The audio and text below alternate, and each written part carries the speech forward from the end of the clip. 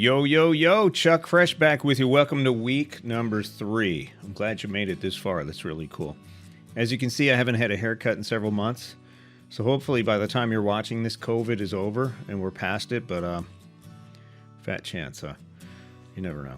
So have you guys been practicing your scripts and reading and developing your character development?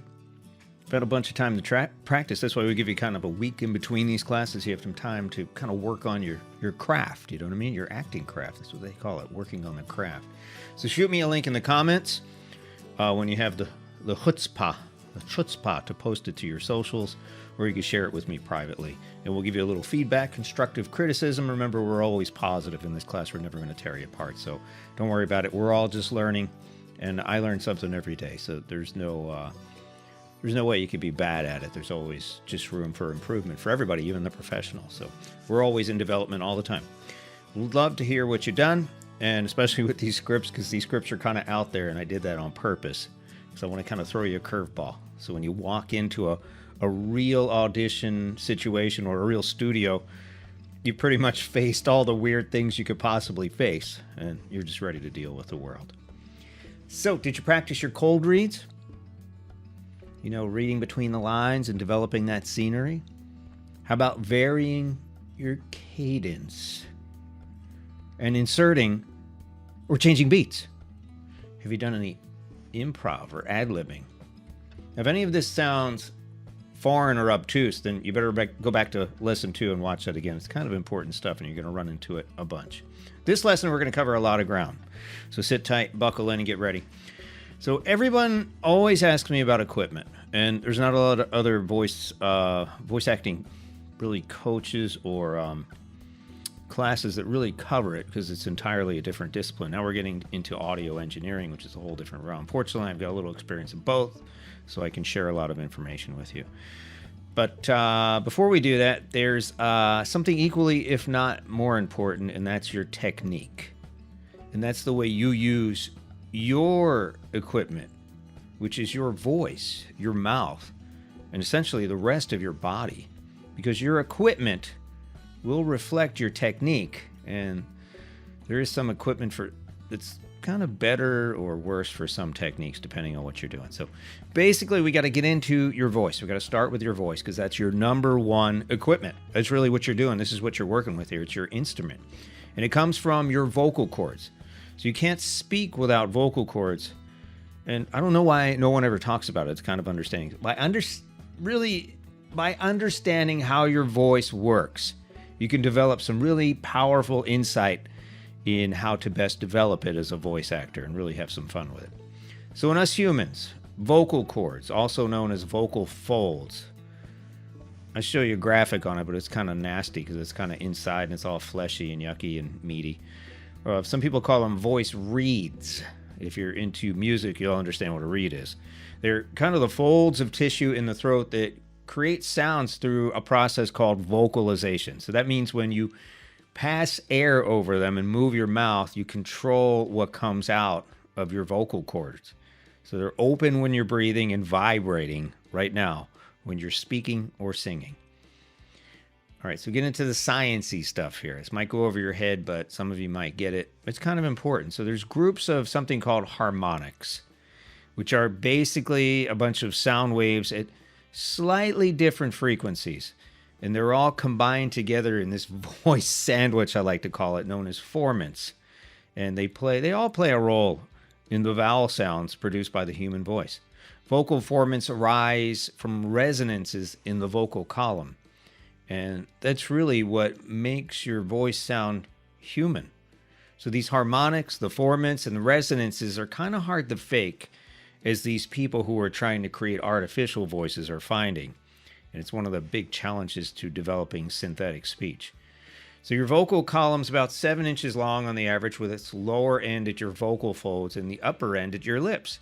So it's kind of like a reed, or like lips at the mouthpiece of a wind instrument, like a flute or a saxophone. The vocal folds function acoustically as a closed end. So the vocal column is really like a closed tube, exactly like a musical instrument, with resonant frequencies of about 500 to about 3,500 hertz. If you measure it that way, that tells you kind of what scale it's on, what it sounds like, what note it's at. Plus, you get a little bit of harmonics on the lower or higher end of the scale. So when a voice is produced, all the harmonics are present in the spectrum, but those closest to the resonant frequencies of the vocal column are the loudest. What does that mean? Basically, your resonant frequency is what your voice sounds like. It's essentially your normal or unforced voice. That's your resonant frequency. Now, you can change that frequency by changing part of your instrument, like pushing more or less pressure down on your throat or chest and putting more air or less air, and that will change your frequency of your voice, kind of like changing the note of an instrument. Very, very helpful skill to practice if you're doing characters or if you're doing a voiceover gig where you've been asked to do multiple roles and it's, hey, you want to make that sound a little bit different. Now you got to change your instrument, do something with your voice in your closed tube instrument. So, for example, I know it's a lot. It's kind of like over a lot of people's heads. I hear this all the time. So you can reach down really deep. So I can go as deep as I want to. So I'm kind of forcing the air in my chest and closing. I'm kind of subconsciously adjusting my voice by kind of compressing it and pushing more air through at the lower end of the frequency. And then I go to my normal voice, and this is what I talk like every day. This is what annoys people frequently every day on the phone, in person. And then you can go a little bit higher. If I want to sound a little bit younger, I'm going to bring my voice up a little bit higher because younger people tend to talk a little bit higher. And then I can go a little bit higher and even higher yet. So you can do some pretty amazing things with your voice based on how you shape your throat and the amount of air that you push through it. Now, there's a lot of little adjustments that happen behind the scenes there, too, that you can develop with a little practice. You probably do it already. People kind of goof on their voices all the time. And for a voice actor, this is great experience to really give you that breath and that extra push you need to put you over the edge against your competition. Because you can do all these voices, and you're comfortable doing these voices, and you can do them at will. And the other thing is you need to be consistent. So if you're doing this really high voice, you need to stay in that character, maybe even up to an hour in a session. And that can be really hard to do. Sometimes you forget and go back down to your regular voice, and your director's going, no, let's bring it back up there. You don't want them to have to do that. You want to be a professional voice talent and voice actor, and you want to keep that level and try to recognize that frequency, that resonant frequency that you're at, and try to keep it just consistent through the entire session. Otherwise, you're going to end up coming back, and they're going to listen to the beginning. Sounds different than the end. And yeah, nobody's happy there. And remember, the whole thing is you want to become respected, and you want them to call you back. They bring you in for more work. More work's more money, more reputation, more opportunities. So that's why these things are really, really important, to develop that consistency. And you do that by developing experience, by practicing, by doing it over and over again. So definitely play with your voice. Have some fun. Annoy your friends, neighbors, strangers, man. Just use the drive-thrus. Telemarketers, just talk to them on the phone. Use a different voice and just go on for as long as you want, man. They're getting paid for it. Who cares? So you can change the shape of your throat, mouth, lips, and the frequencies of the formants are varied. So when you change the frequencies of the formants, it really creates the different vowel sounds. So try it. So A, E, I, O, U. So I'm changing my mouth and also my voice as it comes down my throat to make those sounds. Now, we do it without thinking about it because we've done it since we were children, and you kind of forget. I mean, since like we were 2-3 years old, first learned to speak. So A, E, I, O, U, and sometimes Y. So every time I make one of those different vowel sounds in a word, and vowels are like in every word, so you're constantly changing and adjusting your voice. And as a voice actor, you take that to the next level. You can bring down your frequencies lower, higher, wherever they need to be for the specific role that you're reading for. So again, it's kind of like a musical instrument, right? I think that's the coolest thing in the world. I mean, there's some people who actually make songs with their voices, not just singing, but actually the instruments. I think a guy named Bobby McFerrin did it with a song called Don't Worry, Be Happy. And it's all his voice. And pretty much the extreme example of what you can do with your voice when you really get down and practice with it. So the true vocal cords are distinguished from something called false vocal folds, which are known as vestibular folds or ventricular folds, which you would never have to know. And they sit above the delicate real folds. I guess they kind of protect them. So they have a minimal role in speech, but they are helpful when you're producing some really onerous tones, screams, and growls. You can actually feel them vibrate. It's not really your vocal cords doing this. It's the false vocal folds. Grrr. Try it yourself. Growl right now. I'll wait. Okay. So, during adolescence. We say adolescence is a bad word for child voice actors, right? Not necessarily. We talked about that before. It presents more opportunities. And if you can control the frequencies of your voice, you might still be able to pretty closely emulate your child voice before adolescence. So that's kind of cool, right? Now you've got all those little kid tones, and you've got a whole bunch of new ones to play with too, which makes you much more marketable, really. So hormones during adolescence, they really cause changes in the cartilage and the muscle of your larynx, which stretch and change the shape. They actually physically stretch your vocal cords. So in men, that creates more deep voice and the less kid voice, a little bit deeper in women too. So they can further change later on in adulthood, but they won't ever go back to the squeaky days. So it's kind of a one-way street there, which is a good thing. Again, if you can vary your frequencies and really master shaping your vocal cords and your entire voice, you can really do some amazing things. So basically, that's what your voice is. I call it a bunch of snotty muck tucked in the back of your throat that's guided by you pushing air over it while changing the shape of your throat and mouth. Not real romantic when you put it like that, is it? So, you might have noticed sometimes your voice hurts, or your throat hurts after a long day of talking, or it starts to crack after a night of karaoke. Or sometimes you might wake up what's called hoarse, like after an evening screaming at a ball game or a concert.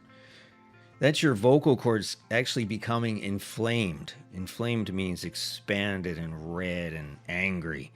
Now, if this happens too often, you can actually permanently damage your vocal cords. Fortunately, that's pretty difficult to do, but it can happen.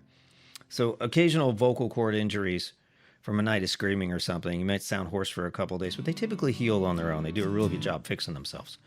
But chronic screaming can do some permanent damage. So also long-term smoking, vaping, and certain medical issues can cause issues with your voice too. So don't do it. You've only got one voice, and if you want to use it for a career, don't smoke, don't vape, and don't do strange things. Just take care of your entire body, as a matter of fact, because you only get one. And we haven't figured out how to regrow a lot of stuff yet, so be kind to your body. And laryngitis, you might have heard that. We just talked about the larynx. That's when your larynx swells up. They call it laryngitis.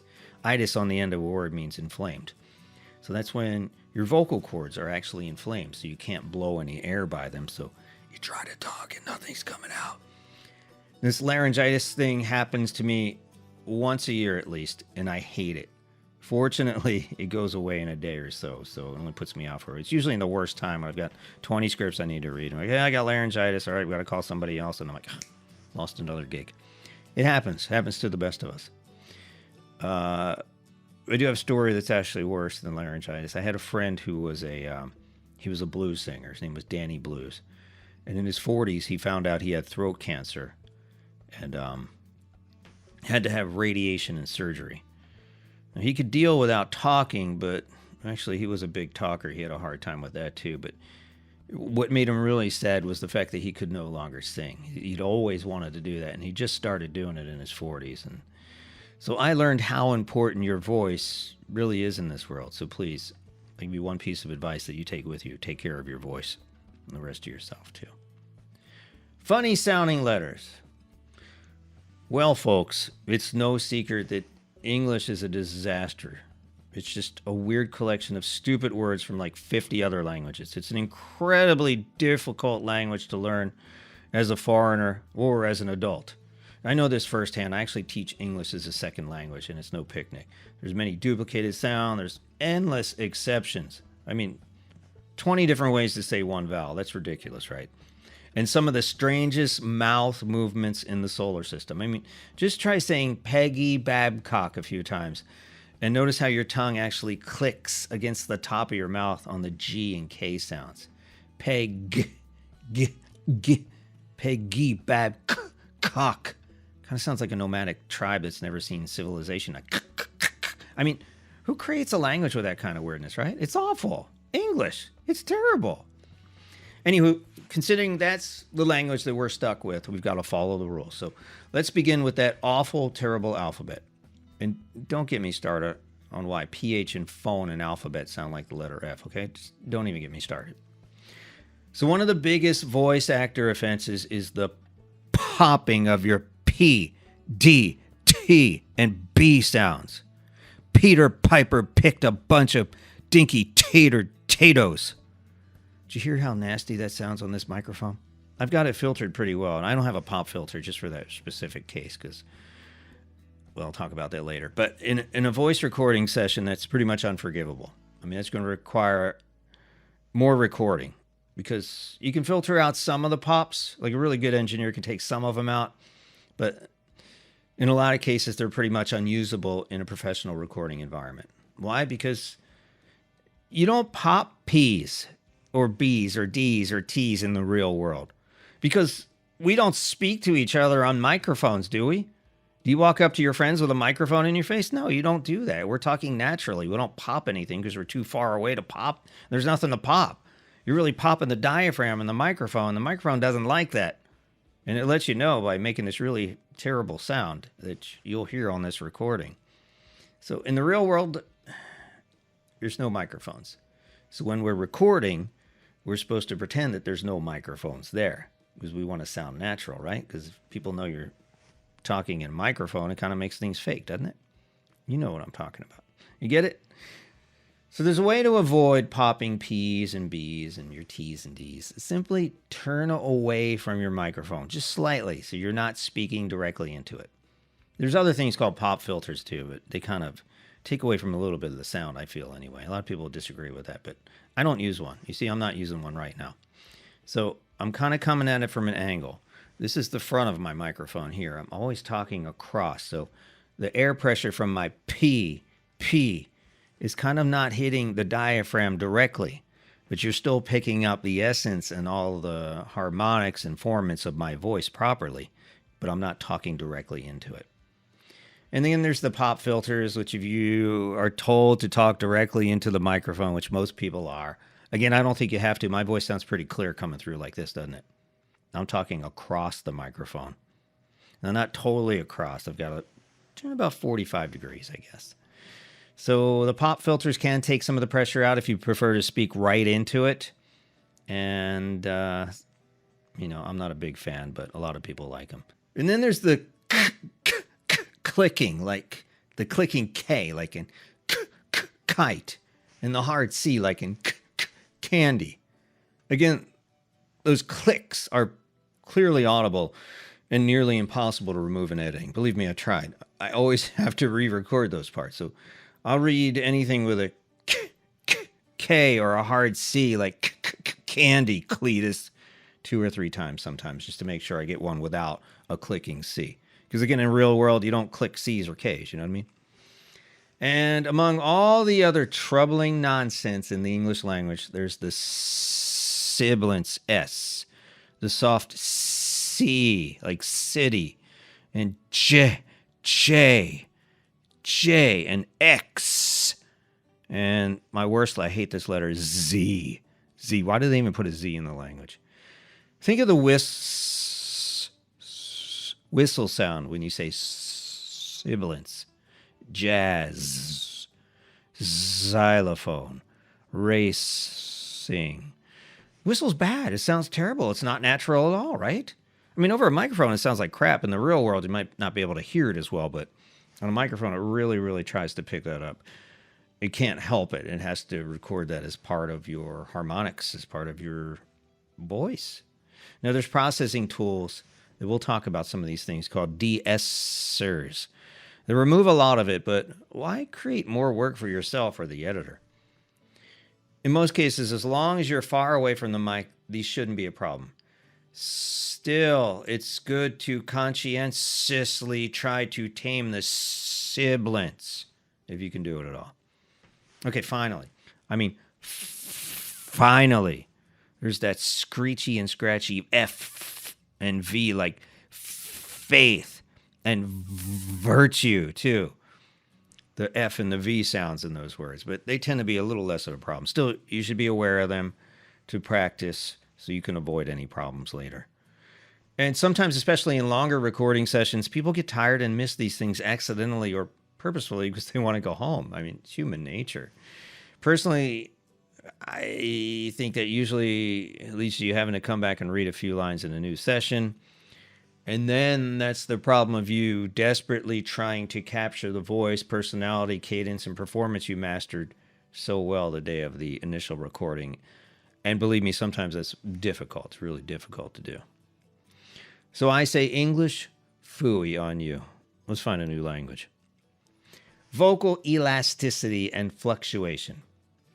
So elasticity, that is the ease in which your voice fluctuates or leaps around. The way that you can manipulate the air that crosses your vocal cords and your regulation of the contraction and expansion of your throat and mouth. That's one of the reasons why warming up your voice is so critically important. Warming up to the full extent of your range provides you with confidence and the ability to experiment, play with, and shape your voice. A very important aspect of voicing for people who do character voice work, especially. So keeping those vocal cords in their protective folds well hydrated by drinking plenty of water also helps. Some people sing to warm up. Some people speak in various tones and even character voices as they're warming up to bring themselves through the entire warm-up process. Now, fluctuation. This involves letting your voice go up and down at will, creating a vocal range like the do, re, mi, fa, sol, la, ti, do scale. Some people have this massive vocal range, so they're more suited for character voices or audiobooks. But some people are quite limited. So your vocal range really determines the type of voice acting jobs you should pursue. And again, there are jobs for everybody. Some people like a flat monotone voice. It works for some ads. Some of your more colorful comedic actors have this huge vocal range and can use wild fluctuation at will. Personally, I don't like to brag, but I'm gifted with that ability, as I will shine upon thou with this example. I can't believe the tremendous fluctuation I have with my voice. Sometimes I think I can cover 5 octaves and maybe a little more with a falsetto. Crazy, right? There's a lot of you probably can do that, and that is awesome. That's one of the great traits of a character voice actor. That opens up so many doors because not only can you do the straight reads as the announcers, but now you can be cartoon characters from little tiny kids to I can be an old lady if you want to. I mean, you could just really open up so many roles and opportunities based on really the range of your voice, the fluctuation you can use. Now, again, it's not a bad thing if you have a limited vocal range or you're just uncomfortable experimenting with your voice. That's okay, because there's a lot of voice acting jobs that can work with that. Typically announcers and narrators, they have that limited vocal range. And there's a lot of work for that too. Think like Ben Stein, for an example. Bueller, Bueller, Bueller. I don't think in his whole life he's ever gone like an octave above or below that. Probably when he's a little kid, he talked like that too. Mommy, can I have some milk? Now, fluctuation is different from intonation because fluctuation refers to the use of an entire octave, a key, or a vocal range. Intonation just refers to speaking in a certain manner. Just like having your voice pitch increase when you're asking a question like, you did what? So that's the intonation on the what. You did what? What? It's kind of how we give vocal cues to when we're asking a question or when we're excited or different types of emotions we're trying to convey through speech. So the point is, if there is a point here, if you're a beginner voice actor, you should take some serious time. You might want to do this alone in your bedroom somewhere quiet where no one's around because it is kind of freaky the first couple of times you do it. Just figure out the capabilities of your voice. What can you do? What can you sustain? Can you get into a character in a different tone or a different key and stay in that character for 30 minutes? So I tell everyone to get familiar with your own unique vocal attributes and abilities to start by recording your own voice. I mean, read something, read anything, and challenge your fluctuation, your intonation, and your vocal range. Just see how far you can go. To see exactly how versatile your voice is, because you don't know unless you've tried it. Me, I've been a goofball my whole life. I've always been changing my voice just because that's what I do. So I kind of tripped upon it. I tripped upon voice acting by accident, really. I never really realized this was a skill, a marketable skill, until later in life. So, man, if you're doing this now as a kid, that's awesome because you've got a tremendous head start. So read anything, blogs, magazines, IKEA instructions, cereal boxes. Great way to test yourself is to read one of your favorite books aloud and try to create different voices for each of the characters, even the ones of the opposite gender. And you'll be surprised how far you can go. Give it a whirl. It's a lot of fun and it's really enlightening. You kind of engage into this journey of self-discovery when you do this. It's kind of really cool. So equipment, we're back to the equipment. So when people ask me, well, what equipment do you use, Chuck? And I reply, my ears, as well as my voice too, because that's my equipment as well. So I get this question more than any other question, which is, in my opinion, always the wrong question to ask first. I think you should explore the craft first and see if it's really what you want to do before spending a whole lot of money on equipment you might never use. That's why I buried the equipment section here in this lesson way down in lesson 3, and I didn't put it in lesson 1. So people ask me all the time, what do I need to get started? The truth is, it really depends on what you want to do. Your goals, your aspirations, your work ethic, your free time, and of course, like anything else, your budget. Honestly, you could create a podcast with nothing more than your smartphone. Apple, Android, Microsoft, BlackBerry platforms all have they all have rudimentary audio recorders that are quite capable of recording the human voice quite clearly. But remember, these microphones were primarily designed to capture voices for telephone calls, which are much lower quality than even a CD. So it's difficult to get really good sound on a smartphone microphone. Again, it's acceptable, but it's not really studio quality that a lot of people are going to be looking for. There's room noise, motion noise from moving the phone, and they've got tiny little microphones with a tiny little diaphragm. It can't physically capture the same natural dynamics that a real, like a professional microphone. I mean, this is like a huge diaphragm. This thing's probably about 1 inch in diameter, and the one on my smartphone is probably a couple millimeters. So it just can't capture the natural tones and harmonics and formants of a voice. It just physically can't do it. So I tell people, if you're still at the point of practicing or testing the waters, if you really don't know if this voice acting thing is for you, then you know what? A smartphone, a tablet, or a computer is a wonderful way to see if voice acting is for you. And then when you're ready to dive into the deep end and swim with the professional sharks, then it's time to upgrade and look at some options. All right, so first things first. When we talk about equipment, I think the most important thing is not so much the microphone you're using, but a place where you record, a place that's relatively quiet. And that's probably the most important thing. It's pretty quiet in here, except for the knucklehead who's mowing the lawn across the street, but it happens, okay? It's usually really quiet. You can hear it. Very, very quiet in this office. So it's a great place to record. And hopefully you have a place like that somewhere in your home. It could be a closet. It could be a box. It could be a bathroom. It could be a car. Someplace that's just really quiet and doesn't have a whole lot of echo. So we talk about studios and vocal booths. They're insulated very well. That means you can't hear the knucklehead with the lawnmower. You can't hear trucks going down the street, dogs barking, or people talking in the lobby. They're insulated super well, like sometimes with multiple walls and a lot of foam in between them. It's really cool, some of the architecture in these setups. So you don't want these external sounds on your voice recordings, or they're pretty much useless because they're often impossible to figure out. Because they might be talking over you and you hear a voice saying something in the background at the same time you say a word. There's no way to remove that without making your voice sound kind of muffled. You just can't do it. Also, you don't want the electronic hums of ceiling fans, air conditioners, dishwashers, lawnmowers, washing machines, or even some computer cooling fans in your recording. You can hear that stuff. You're surprised how much microphones pick up. Also, some fluorescent light fixtures emit a nasty hum. Some LEDs too, some of the older generation LEDs that super sensitive professional microphones will pick up and record. But studios and vocal booths are very, very expensive. Now, there are workarounds for poor folk like me. I started in a closet. the insulation of my wife's tremendous wardrobe collection and shoes. How does somebody wear all their shoes? Anyway, the clothing took a lot of the outside noises out, and I couldn't hear the fans and hums.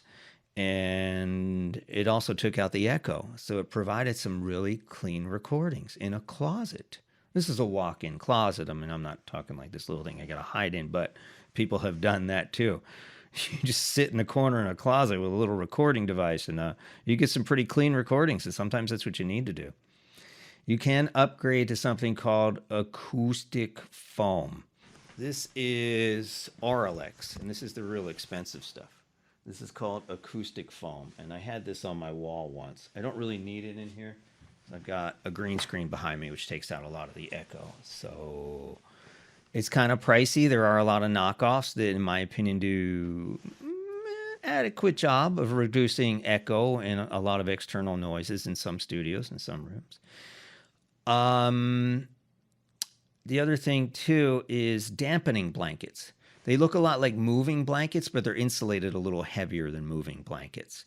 So those are really good as well. You can surround yourself. Some people have built this thing on PVC pipe, and they put moving blankets and surround themselves in like a circle or a square or a box or something. And for a lot of people, that works very, very well. It does the job. It takes out the echoes in the room. It takes out the external noise, the hums from all kinds of fans and stuff. You put your computer fan outside it and you don't hear that. And it does the trick. It's all you need, a little moving blankets. Now, they do make acoustic blankets, but they're like 10 times the price. They're a little thicker, and they've got some different materials in them. I'm not sure what they are. But are they necessary? Not always. It really depends on your situation where you're recording. So I always recommend to find the quietest place you can to do your recordings. And again, once I recorded in my garage because I couldn't find anywhere quiet in my house back in the day, and it worked pretty well. It's hot sometimes, but I put my little laptop, set my little tripod up in there, and kind of wiggled in, found a comfy spot, and read my copy. I did an audiobook, half an audiobook in a car once, and it worked. Nice and quiet. And sometimes you got to do what you got to do. You need to be a little creative sometimes. But just a nice, quiet place. Sometimes I recommend people, if you don't have a quiet home and it's just impossible to do it that way, just kind of vary your hours. Maybe get up in the middle of the night and find a room that's not going to bother too many people. Actually, you can probably talk, and a lot of people will sleep right through it. And record at like 2, 3 in the morning when everyone else is asleep. Sometimes that's what you got to do. There's no outside noise, and you're not hearing people talking in the other room. So be creative. Find yourself a solution to find the quietest place you can possibly record, and that will alleviate a lot of the bigger problems. How do I get that professional studio sound? The truth is, you can usually tell the difference between an amateur recording and a professional production. You get crisp, clear sound, low noise in the background. You too can achieve these elements quite affordably, believe it or not. There's a little techie talk coming here, but it's best to understand these things if you're serious about becoming a voice actor. It's just really good background knowledge so you understand how the whole thing works, and the more you know, the more comfortable you're going to be. And the more comfortable you are, the more confidence you'll have. And remember, this whole thing's built on confidence. So a little techie talk. I'll try to keep it as top level as I can. Microphones. This is my microphone. And this picks up sounds in the form of frequency vibrations caused by a change in air pressure when a sound occurs near the microphone. So these sounds are converted into electricity by a really thin metal or plastic sheet called a diaphragm. You can actually see it in this one. It's almost transparent. So the motion generated by the diaphragm moving and interacting with a magnet somehow feeds this electronic thing that converts the vibrations into a tiny electronic signal that contains the information that will reproduce the frequencies of the sound it hears.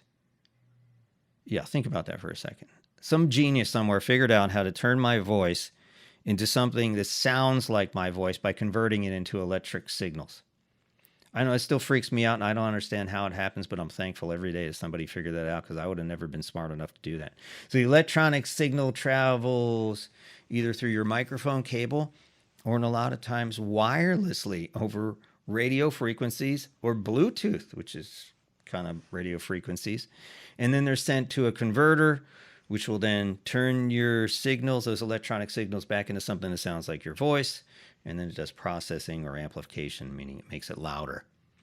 It's a pretty intense, very cool, scientific, advanced process that, again, I'm not smart enough to understand, but it works really well. So that's how it happens. You talk to the microphone kind of vibrates a diaphragm and sends a signal somewhere. And then you do what you need to do with it. So most wired, like DJ and band microphones, are known as dynamic mics. So the pros is they're really rugged and hard to mess up, even with super high pressure sound levels and smoke, dust, fog, humidity, temperature extremes, and other things that a lot of voice actors subject their microphones to. I've dropped a couple of mine several times, and the dynamic ones seem to survive that. For some reason, the electronics are a little bit less in those, so there's not as much to mess up when they are dropped. I mean, if you drop something high enough or in the wrong way, it's going to get trashed, but you're less likely to destroy a dynamic microphone through a drop or one of those other things. So not a lot to do in those things. They're kind of brainless. You just pretty much simply plug it into any mixer and you're ready to speak to your peeps. It's pretty sweet. These are called dynamic mics. A little bit cheaper too, and some of them are pretty good. Actually, the one I'm going to recommend is a dynamic mic. Now, condenser mics. A little more complicated in terms of their electronics. This is a condenser microphone, and they're a lot more expensive than the dynamic microphones because of all the electronics. This one is I had some of the most expensive microphones for voiceovers and voice acting you've ever had. And I picked this guy up. It's called a WA87. And it's a kind of a copy of a very famous microphone called the U87 or U87 AI, made by another company I won't mention here because I'm not getting paid by them. But this one actually sounds better than the $3,000 microphone it tries to emulate. In my opinion, this $600 microphone sounds better than there's even some versions that are $6,000, but mine was a $3,000 microphone. I actually sold it because I hated it. I didn't like the sound. I thought everybody has opinions about microphones. I just didn't like the sound. I won't tell you why. You need to figure that out for yourself. But this is warm. It's clear. It's accurate. It's got a bunch of settings on it, and it's 1/5 of the price. So you can't beat that, if you know what I mean. So I'll put the link in the comments in case you're interested when you're ready to upgrade to a condenser mic. So what do? Their diaphragms are usually a little bit bigger, and then this one's like an inch. Some of my other ones are a little smaller. Some of them are as small as a 1/2 inch in diameter. The bigger they are, this isn't always true, but the bigger they are, the more of your voice, the natural voice they're able to capture, the more information they're able to send through to that electronic signal. So now this needs a separate power source. And fortunately, most voice acting or computer interfaces that transform this analog sound into a digital sound have something called 48 volts, a setting in there. You can press a button, and it supplies enough power to the microphone to run the electronics in it that enable it to do its thing and convert your voice into a signal, an electronic signal. So, but that results in the microphone, in a lot of people's opinions, saying much more sensitive and accurate than most dynamic mics, which is why most professional studios use condenser mics and not dynamic mics. Now, they're not a practical choice for people like DJs or people who are going mobile because they're much more fragile. They don't like dust. They don't like smoke. They don't like humidity. And they don't like whoopsies. One drop from about 3 feet could dislodge some of the electronics in this guy, and I'm out $600. There's no way to fix that. So they're fragile. So you got to be really careful. That's why this thing never leaves this stand. It stays like this all the time, 24/7. I don't move it anywhere. I don't take it. I don't move it. I'm scared to break it. $600 is a lot of cabbage. You know what I mean? So when you find a really quiet, well, let's go through the logical order here. Number one, your number one instrument is your voice. So we're going to learn how to use that, right? We've been practicing that already, doing different character voices, expanding, and really, really investigating the reach and frequencies and the capabilities of our voice, all right? Number two, equipment is a place, quiet room, the quietest place you can find to record. And then third thing you want to invest in is where you're going to have to spend some money is the professional microphone. Now, as a voice actor, I've been using I alternate between microphones. I use different microphones for different things. I do a lot of radio stuff, radio promotions. And for that, I usually use a microphone called the Electro Voice RE320. It is a dynamic microphone.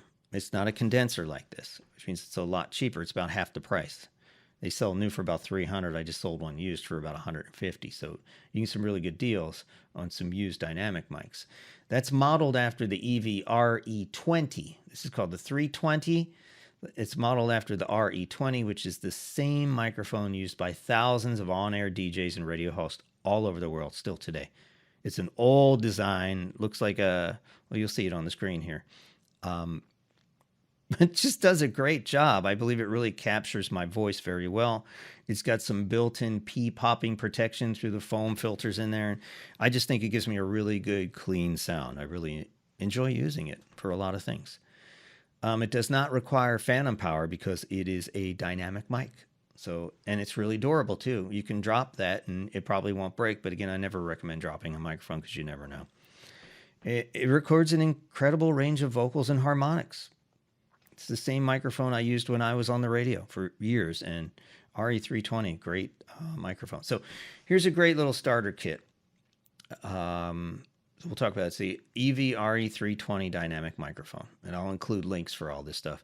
If you're at the point, again, don't spend anything until you decide this is what you want to do, until you're ready to jump into the market. And if you're, depending on the type of voices you want to do, if you're thinking about just doing big dollar things and just holding out for that, you're going to end up going to a studio and they're going to use their stuff. The EV-RE320 dynamic microphone, and it has something called a shock mount. And that's to keep like table noises and bumps out of your recording. So if you kind of hit something, then you won't hear it on the microphone. It's got little, they're like little, these are, you can probably hear it if I move it, but little strings on here. And it kind of shields the microphone, lets it float, as it were. So if you bump on the table, you don't hear it as much. You're not sending that bump frequency all the way through the microphone. It kind of takes a little bit out through the shock mount. So I think it's a very, very important thing to have because you're going to move around and maybe hit the table once in a while, and then you have to re-record that whole thing because it's going to record that bump. So shock mount keeps the noise and bumps to a minimum. Swivel mount studio microphone boom arm. Now this is this thing attached. Now I'm going to move it. It's going to make noise. But this is my swivel boom arm. So I can move it to a place that's really comfortable for me to talk, kind of out of my face, kind of on the side. And it allows you easy positioning without taking up a bunch of desk space. And it's important if you have a small room or a small place, you want to maximize your space and you don't want to take up like a whole square foot with your microphone. So this kind of, I can just push it away when I don't need it and I have all the desk space to do my other things. So shock mount, really cool. Shock mount and a microphone boom arm. Again, if you can't afford that, a desktop stand is fine too. That works. You can still mount the shock mount in the table stand and you're good to go. There are people who like to stand. There's boom arms for that too. If you're told you definitely must stand when you do voiceovers, again, I sit, but to each his own. And then you need some decent some decent headphones. I'm sorry. And this is not just to monitor your sound. Now, a lot of people will wear these while they record. And I used to when I was first coming up. And then I started going away from them because I started getting headphone hair. No, I'm just kidding. I didn't think I needed them. I've grown to a point where I can really hear my voice. I can hear what's coming over the microphone. And I can hear if I'm popping things or clicking. Like you just detect it after a while. You kind of learn it. So I don't use these, but maybe when you're first starting out, you may want to monitor yourself. And you see like every voiceover in the world has these things on. And the reason they wear them in studios is because the person who's sitting at the console recording you can talk to you through these things. So you're kind of listening to yourself at a low level, but the person's talking, hey, Chuck, can you record that again? I heard something weird. Okay, I can hear you. And that way, when it's coming through here, it won't come on the microphone. You follow? But if you're recording at home, not really necessary to wear these while you're recording. When you're editing and reviewing what you recorded, then definitely wear headphones. But while you're recording, yeah, it's up to you. If you want to look cool and take selfies, that's great. Do that. But I don't need them. I don't need them anymore. Maybe when you're starting out, you can probably a good idea when you're starting out to kind of hear things because you'll hear the clicks a little more clearly before you recognize what you're doing and realize, oh man, I just messed it up. I'm going to have to come back in tomorrow and do that all over again. All right, so we've covered that. We have headphones. Oh, these headphones are, I don't know how you say it, Sennheiser. Everything's kind of, and the microphone, this microphone is a warm audio. It's a WA87. Again, I'll have links to everything in the bottom. These are the HD 280 Pros. They're about $150. They're closed. They kind of filter out all the sounds in the background, so you hear what's coming through, and that's all you hear. These are the old model. They have a new model. I honestly don't know what the difference is, if there's much difference at all in the new model, but I've had these for about 10 years, and they've been great. I have 2 pairs of them. I have 2 of everything, really. All right, because I'm crazy that way. Analog to digital converters. Now, there's several microphones that connect directly to your computer. They're called USB microphones. I think company named Blue makes something called a Yeti or a Blue Yeti, or I don't know if that's a drink carrier. I don't use them, but they connect directly to your microphone to a USB port, and that's really cool. Super convenient, great to have, especially when you're on the road, great to practice with, but not typically the quality you're going to need if you're going to go pro down the road. Good to start with, but again, they're probably going to be something's going to catch a lot more of your natural essence, like a professional condenser. So analog to digital converter. So when you talk, you're sending an analog signal, and it's analog as it goes through electricity. That's still considered analog. Goes through the cord all the way into your converter, and your converter takes that analog signal and converts it into a digital signal, which is something that your computer can then understand. Your computer can't work with analog. It has to convert it to digital. So if you're using a PC or a Mac, I personally love the Focusrite series of analog to digital converters. There's a whole bunch of them out there, and you'll receive a whole different opinions as you're searching online. A lot of people like other models and names and brands for price versus functionality. I love this thing. It does everything I needed to do, and it does it very, very well and very cleanly. I've never had a problem with this thing, and I've run this one probably for 3 years straight every day. I use it for a bunch of different things. I use it for online learning, and every day solid. I don't think I've turned it off but a couple of times in the last 3 years just to move it around. It's been rock solid. So Focusrite. I use a couple different ones, but the one you can start out with, the one I recommend people start out with, is the Scarlett Solo USB interface. It allows one XLR microphone input. And when you're connecting these dynamic or condenser mics, you're going to need something called an XLR cable. So there are larger ones that are a little bit more expensive. You want to put multiple inputs in, probably not necessary if you're a voice actor. If you're doing a podcast, you're going to have several guests, then you want multiple inputs, but that's a whole different scenario. You can find, this is what an XLR looks like. I think I'll put a picture on the screen too. It's got 3 little cables here. There's a positive, negative, and one that can send 48 volt frequency over. In case you have a condenser mic, it can send power over it. Now you can find the Focusrite. I'll put the descriptions on here with the options and ratings. And again, just the smallest one, the Scarlett Solo. I think they're up to the 3rd generation. Really good, super reliable analog to digital converter. Plugs into your computer via USB. I think there's new ones that use USB-C. But either way, it's going to get in your computer and give you a signal that you can save and use and edit and do whatever you need to do to it. That's the beauty. So if you're using a smartphone or a tablet to record, you're probably going to need some kind of converter to get the XLR to a Lightning port or a USB-C, and that gets a little more complicated. There's plenty of tutorials online that you can look up to see how to do that. It is totally possible. In this situation here, I'm actually recording through my Focusrite into my computer. I can record directly into the phone with a couple of adapters, which I do have, but there's always a risk that something will go wrong. So I'm all about redundancy, you know what I mean? So I have this audio recording here, and I also have the audio recording via the phone's microphone, which will be terrible, which I won't use. I'm going to use this one here. And so I have 2 copies just in case, because things happen when you're recording. And with computers crash, everything crashes. Phones crash, everything's crashing. You know what I mean? So redundancy is always a great thing. If you can record into 2 devices at the same time, it could save you a lot of grief, especially down the road when you start doing audiobooks and long form stuff. If you're recording 45 minutes and you don't know that device shut off, you're going to be really upset. Take my word for it. I've been there and done that. I'm like, I just read 45 minutes of this book and now I got to do it again because I forgot to press record or something crashed or a call came in and shut something off on a smartphone. And man, things happen. I advise people to avoid wireless options if you can. They can be kind of noisy, subject to interference. There's nothing like talking and doing an interview and somebody comes up. Nothing you can do about it. Sometimes that interference comes through because it's radio frequency. It happens. And there's more affordable solutions than wireless. If you need wireless for interviews and stuff, not really a voice actor thing, but it's possible. Like if you're recording in a closet, you might want to sit in the closet. That could be really helpful if you have a wireless microphone, like a good quality professional wireless microphone. You could talk through that and put your recording device in another room. So there are reasons you'd want to do that. I've done it. I mean, it happens. It's one of those really creative, clever workarounds that sometimes you just need to take advantage of. Now, if you can't use a PC or a smart device to record, there's another affordable way. There's other affordable ways too. There's the portable digital recorder. And Zoom makes a bunch of these things. ZOOM, not the company that makes the online video conference software, a whole different company.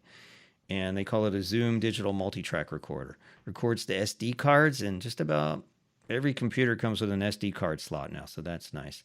And then you can just record on that portable device. It's got XLR inputs. It has phantom power for your condenser mics. It'll take any kind of microphone. Record on that device and then transfer it to your computer for your final editing. So I have the links for all the Zoom stuff there too. They got some nice new stuff out there. All right, computers. You'll say, what kind of computer do I need for audio editing? The truth is, any newer PC or Mac made in the past 4 or 5 years should have the ability to handle audio editing files without glitches. I mean, the faster your CPU, the better, and especially when you're working with audio effects. 8 gigabytes of RAM is plenty. You could probably get away with 4 if you're not running a whole bunch of things at the same time.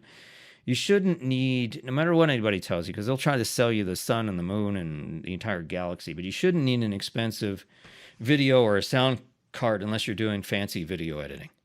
You really don't need these things in your computer because your Focusrite, that red thing that I'm showing you here, the analog to digital converter is going to do everything you need it, and it's external. It doesn't need to sit inside your computer.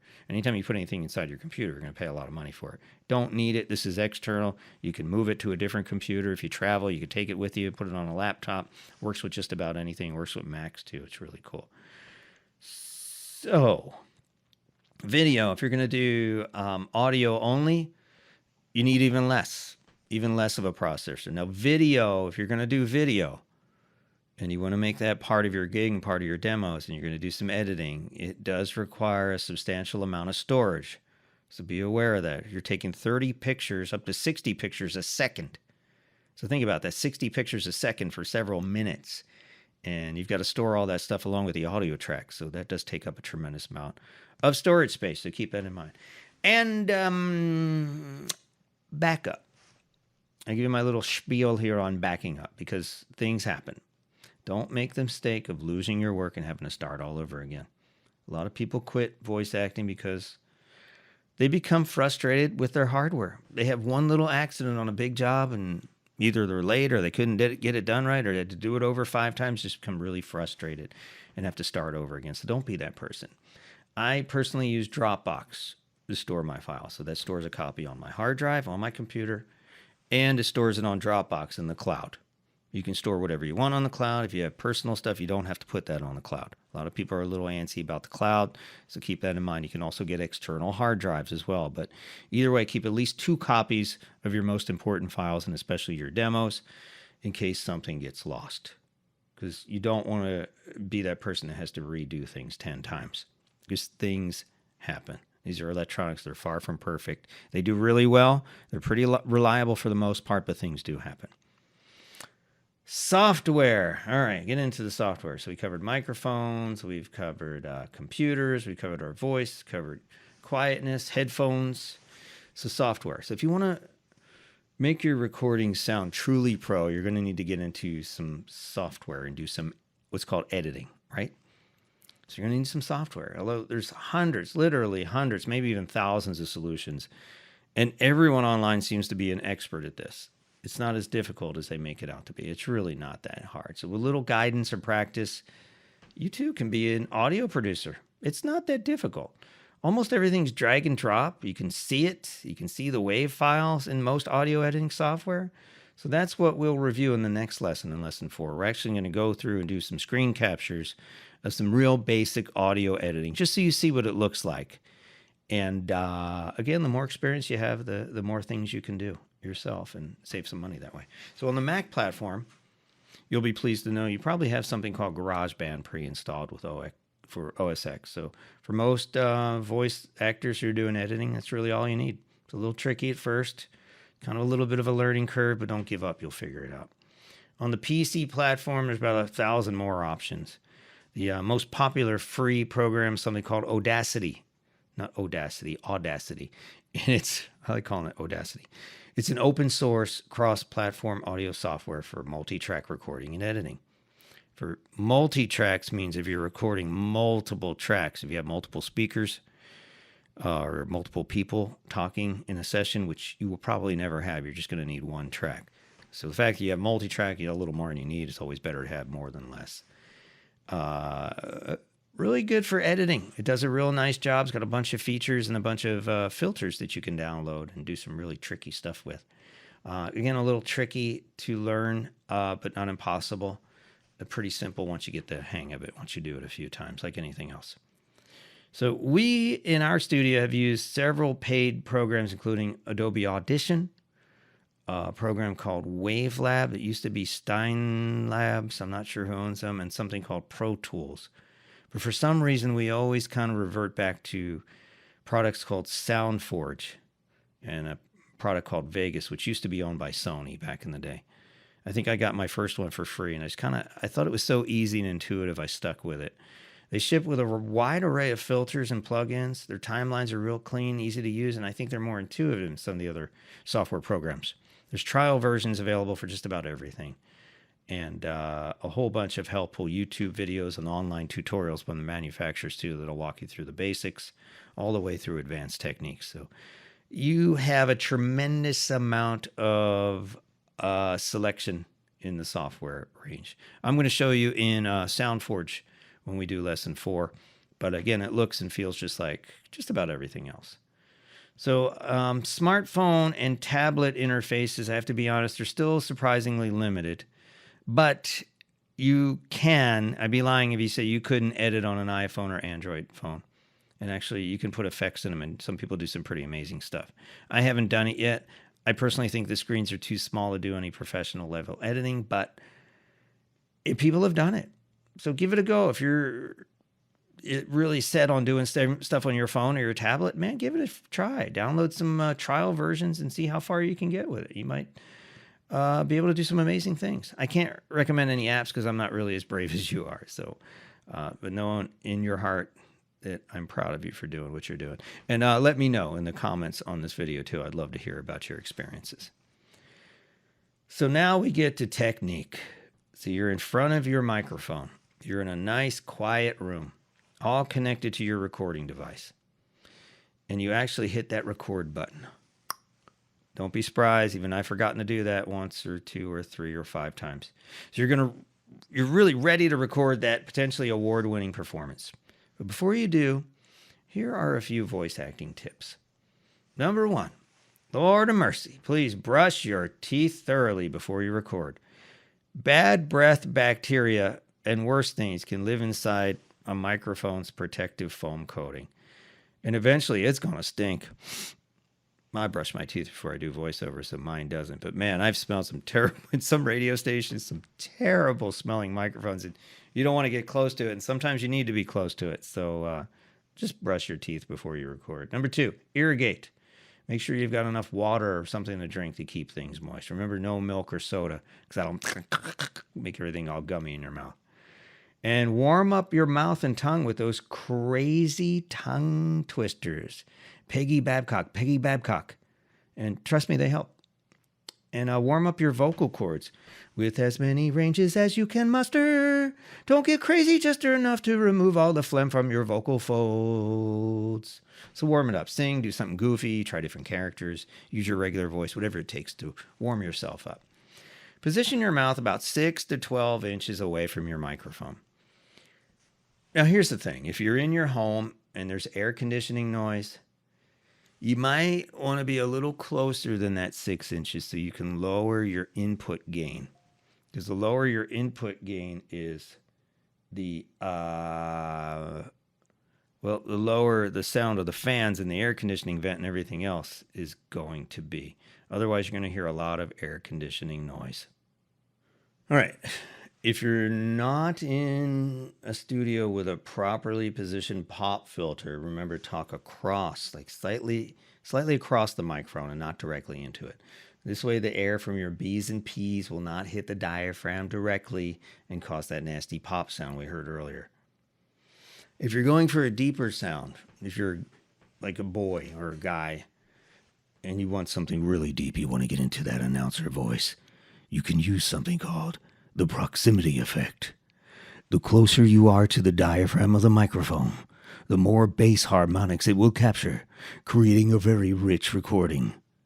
Now, know this, the closer you are to the diaphragm, the more random mouth noises it's going to pick up too. So all the clicking, including those pops and clicks, are going to show up the closer you are to it. So if you're a little further away, it gives you a little more room to work with. So try to avoid this in most cases because in general, editors hate this. Unless they're looking for that deep announcer thing. Unless they're looking for a lot of bass. Then get right up on it. Otherwise, 6 to 12 inches, you can even be this far away from it. So whatever sounds good, play it back. And you'll begin to learn what your range is with the microphone. Now, if you're in a studio situation, they're going to position you at least 12 inches back because they don't want you spitting all over their microphone. And there'll be like 100 pop filters in between you and the microphone because they don't want your bad breath on the microphone. Don't be offended. That's just the way it is, man. It's their stuff. They spent a lot of money on these microphones and they don't want to get them all yucky. So just know that that's happening. So most importantly, keep your volume consistent. Stay in the same place. Don't move any closer or further away from the mic. I mean, when you're acting, it's hard not to do because you want to move around and do things. So you have to kind of learn how to act in place. Like you can move the rest of your body, but try to keep your head in the same place. So if you're walking down the street, you're walking like this. See, my head's not moving. And if I'm doing something, I'm scared. Like, oh my God. I can get pretty animated without actually moving my head and my mouth, which will keep my volume consistent. So consistency is really the key to a professional sounding voice acting performance. That's really what it is. Now, if you're screaming into a microphone, there's another tip too. If you're screaming to get really loud, it's going to create a lot of pressure on the microphone. So before you scream or do something really loud, just kind of move away from it. And you'll be the audio engineer's best friend. And also your own best friend because you won't have to edit it again and record it because it's too loud. It's pegging the microphone. It's really killing. So if you're going to scream, go away from it. And you'll see it's going to pick up about the right level. Also, when you're singing, too, a lot of people, when they sing, when they hit those really high notes, like, you'll see them kind of pull away from the microphone because they want to overpower it and create distortion. And distortion's a terrible thing. And we will talk about distortion and compression and all those really neat tips when we do lesson 4 next time. It's a really cool one because we really get into some of the audio editing, some of the tricks that make your voices really pop and sound really great. So we've covered equipment and technique. And by now, you should have a pretty good handle on most of the important stuff in voice acting. And we'll get into some more stuff next week and kind of summarize everything. But, man, you should be almost ready to go. So this week's scripts I'm going to give you are going to be examples in really learning how to use your voice, like really challenging your voice. We're going to do a bunch of different things. And we're going to play with some formants. We're going to play with some harmonics. We're going to play with some fluctuation and intonation. And you'll see in these scripts, you should be able to read pretty clearly what we're expecting to hear on the back end of these scripts. So read them, have a little fun with them, take a little time, practice them, record them several times, listen to them, and share them. if you want constructive criticism. If you don't, that's cool too. If you're a shy person, it's not a problem. If you haven't sent anything over yet, completely cool. But I'm here for you during the duration of this course. If you want some constructive criticism, I have a team of people who will be listening to these things too, so they may hear things that I'm not hearing. So, you never know where it could land. So I hope you're still on the journey to becoming a voice actor. The fact that you're here in week 3 is awesome news. So thank you again. And let's practice some scripts, get those things going on, and I'll see you for the final course of how to be a voice actor.